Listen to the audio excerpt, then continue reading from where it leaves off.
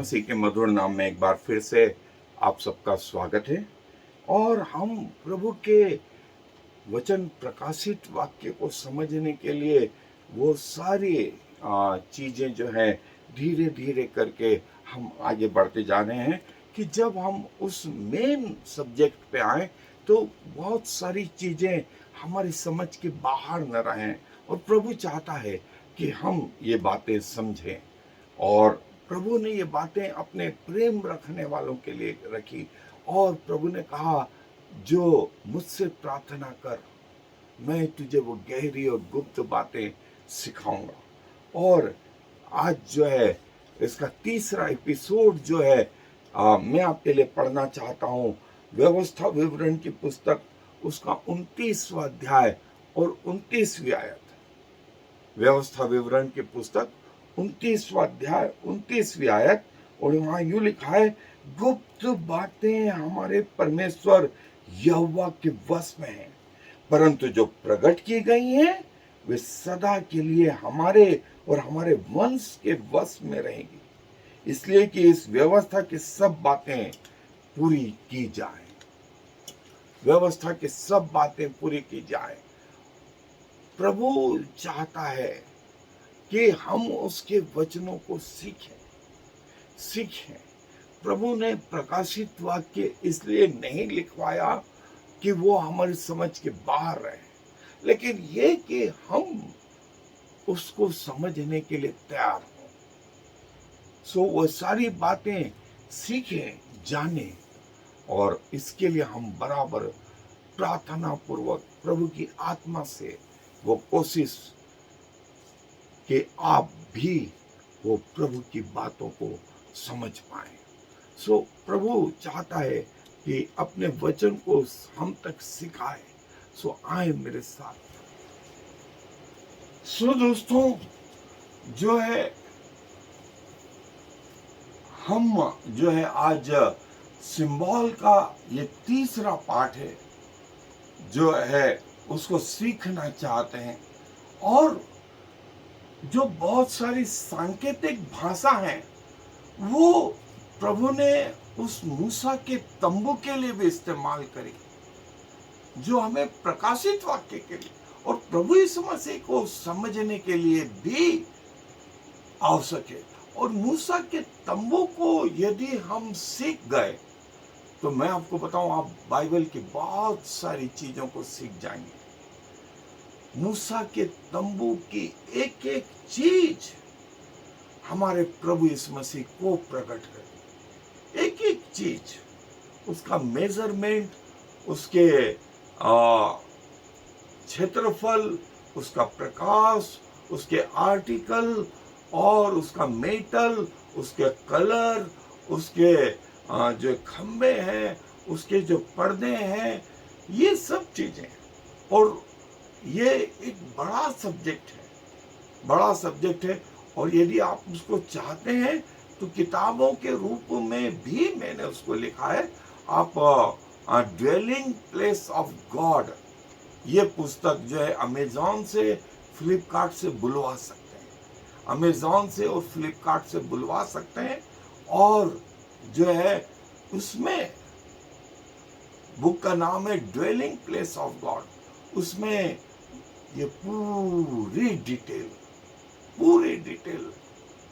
जो है मैंने वहां लिखी है। आपको बहुत अच्छा लगेगा।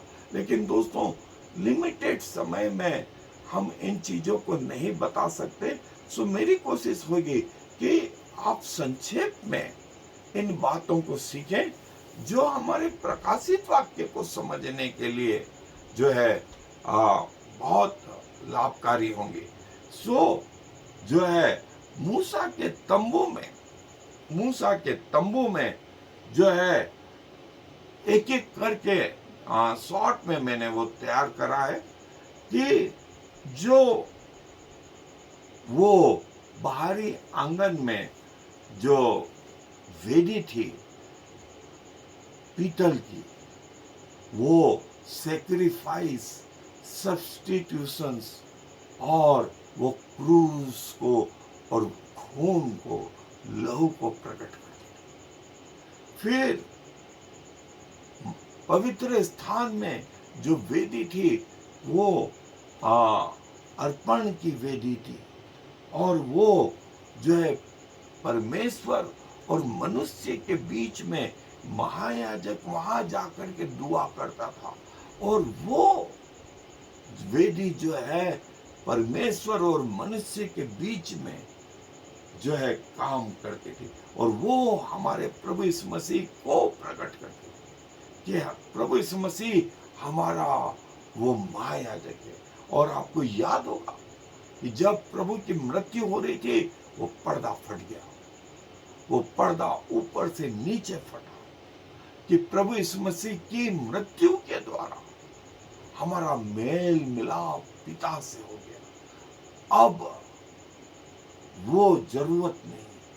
फिर उसके पीछे, पर्दे के पीछे महापवित्र स्थान में जो है वो आर्क ऑफ कवेनेंट, वाचा का संदूक था, वाचा का संदूक था, और परमेश्वर का प्रकाश उसमें 24 घंटे बिना किसी तेल के जलता रहता था, जिसे सकन्या ग्लोरी बोलते थे, सकन्या ग्लोरी बोलते थे। और दोस्तों, परमेश्वर के दर्शन को उन दिनों में महायाजक एक बार साल में जाता था, वो था 7वां महीना 10वां दिन, जिसको फेस्टिवल ऑफ एटोनिमेंट कहा जाता है। प्रभु यीशु मसीह की मृत्यु के बाद चर्च में वो फेस्टिवल की जरूरत नहीं,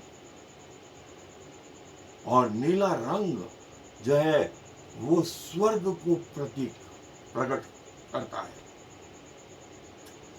वो स्वर्ग को प्रकट करता है। और जीवन की पुस्तक जो है 20वां अध्याय प्रकाशित वाक्य का, वहां आप देखें जिन जिन के नाम जीवन की पुस्तक में लिखे गए हैं वे अनंत जीवन में प्रवेश करेंगे, और बाकी सब वो नरक में डाल दिए जाएंगे। तो जीवन की पुस्तक में वे लोगों के नाम जिन्होंने परमेश्वर को अपना उद्धार करता, जिन्होंने परमेश्वर को अपने जीवन का पहला स्थान बना लिया, वे लोग। और फिर तांबा जो है जजमेंट को बताता, पीतल जो है जजमेंट को बताता, और वो जो है पवित्र स्थान में 7 जो है दीपकों वाला दीवट पवित्र आत्मा और पवित्र आत्मा की रोशनी को बताता। और वहीं पर जो है टेबल भी थी, और वो टेबल में बिना खमीर की रोटी पवित्रता को बताती थी, प्रतिज्ञा को बताती थी। पूरा ये जो मूसा का तंबू है, ये दिन में बादल के खंबा और रात में अग्नि का खंबा परमेश्वर की उपस्थिति को बताता। और परमेश्वर ने मूसा को जो है वो पत्थर की पटियाओं पर वो जो है अपनी आज्ञाएं लिख के दी कि इजरायली भूले नहीं, पीढ़ियों के हिसाब से वो जो है धुंधली न पड़े, पीढ़ियां जो है परमेश्वर की आज्ञा मानती रहे। और जो दरवाजे थे वो दरवाजे प्रभु यीशु मसीह को प्रकट करते हैं। प्रभु यीशु मसीह ने कहा द्वार में। और जो कपड़े थे वो कपड़े प्रभु यीशु मसीह को प्रकट करते थे, प्रभु यीशु मसीह को प्रकट करते थे। और जो है ये दोस्तों, वो जो महायाजक वो रस्सी पहनते थे, वे सैनिकों को तैयार रहने के लिए प्रकट करती थी।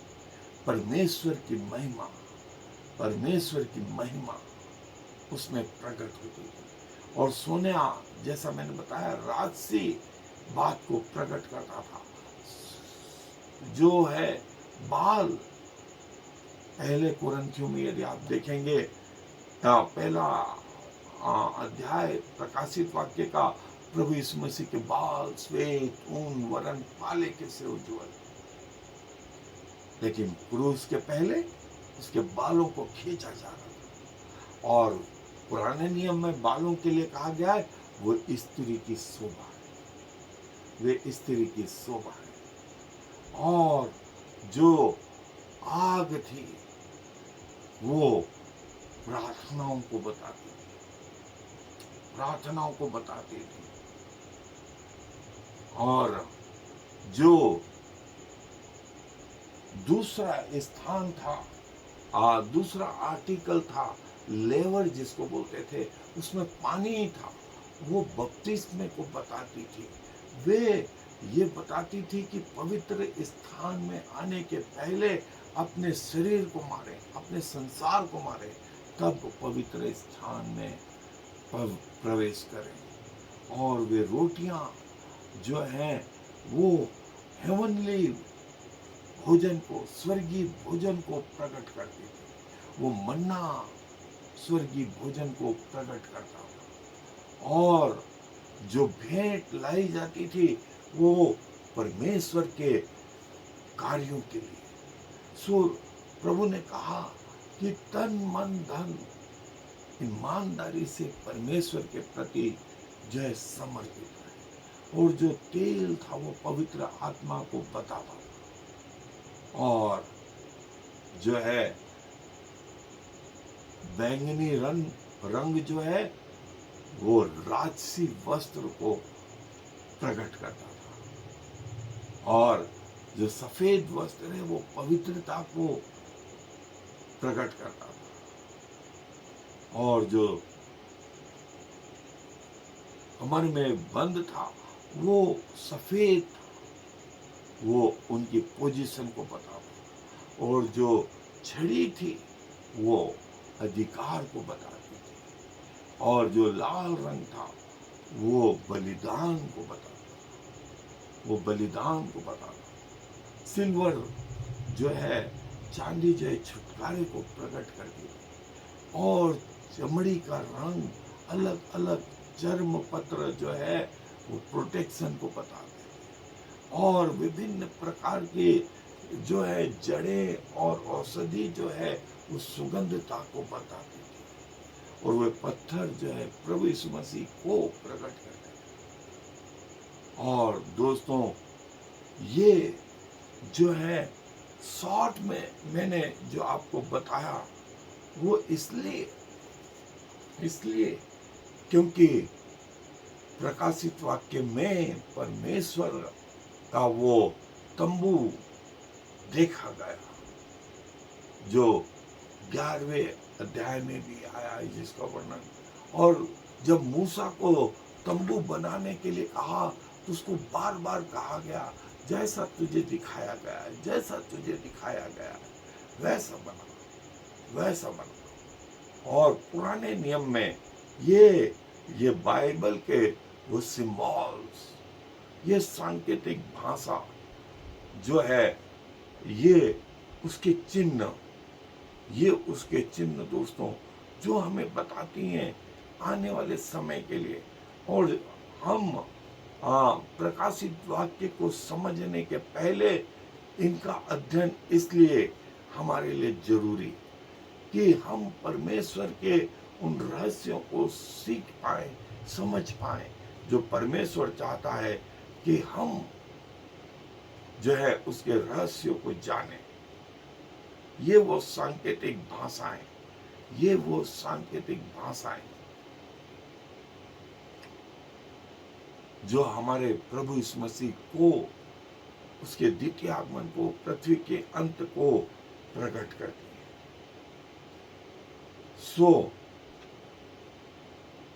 दोस्तों मुझे आशा है कि आपको ये चीजें धीरे धीरे जो है समझ में आने लगी होंगी कि परमेश्वर जो है अपने वचनों को और अपने इन सांकेतिक सीक्रेट भाषा को अपने प्रेम रखने वालों के लिए देना चाहता है कि हम प्रभु के वचनों को सीख सकें और अपने जीवनों को बचा सकें। न सिर्फ अपने जीवनों को, वरन हमारे द्वारा हमारा परिवार, हमारे लोग, हमारी कलीसिया, सारा संसार बचाया जा सके। सो परमेश्वर अपने वचन पर आशीष दे। आए दुआ में अपने सरों को झुकाए, दुआ करेंगे। प्रभु जी धन्यवाद, धन्यवाद और धन्यवाद। प्रभु आप अपने वचनों को हमें सिखाना चाहते हैं और आप चाहते हैं कि हम आपके वचनों को जानें, आपके उन रहस्यों को आप अपने उन लोगों पर जो आपके प्रिय हैं प्रकट करना चाहते हैं। और आपने अपना वचन इसलिए दिया कि वे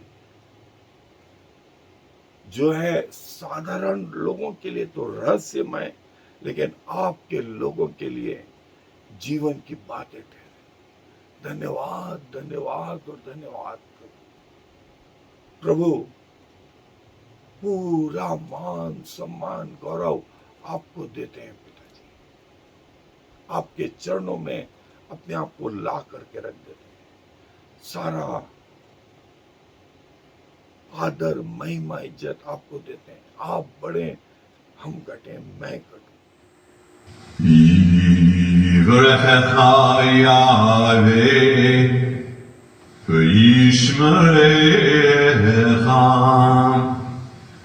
Ya'er Yahweh v'chunecha Yisa Yahweh panav lecha v'yasem lecha Shalom. May the Lord bless you and protect you. May the Lord smile on you and be gracious to you. May the Lord show you his favor and give you his peace.